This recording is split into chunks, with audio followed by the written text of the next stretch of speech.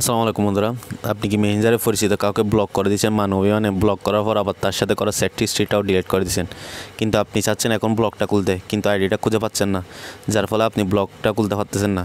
তো আজকে ভিডিওতে আমি আপনাদের দেখাবো কীভাবে আপনি আপনার করা ব্লক আইডিটা খুঁজে বের করবেন এবং কীভাবে তাকে আনব্লক করবেন। তো চলুন কথা না বাড়িয়ে মূল ভিডিও শুরু করা যাক। মূল ভিডিও শুরু করার আগে আপনাদের ছোট্ট একটা রিকোয়েস্ট, আপনি যদি চ্যানেল নতুন হয়ে থাকেন তাহলে অবশ্যই সাবস্ক্রাইব করবেন এবং যারা অলরেডি সাবস্ক্রাইব করেছেন তাদেরকে অসংখ্য অসংখ্য ধন্যবাদ।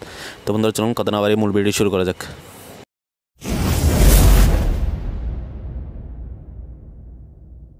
তো বন্ধুরা, মেসেঞ্জারে আপনার ব্লক করা সমস্ত ব্লক লিস্ট খুঁজে বের করার জন্য আপনারা আপনাদের মেসেঞ্জারে চলে যাবেন।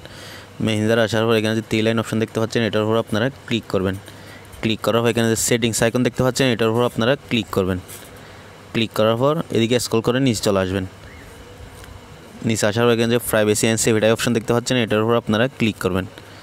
ক্লিক করার পর এদিকে স্ক্রল করে নিচে চলে আসবেন। আসার পর এখানে ব্লক অ্যাকাউন্ট দেখতে পাচ্ছেন, এটার উপর আপনারা ক্লিক করবেন।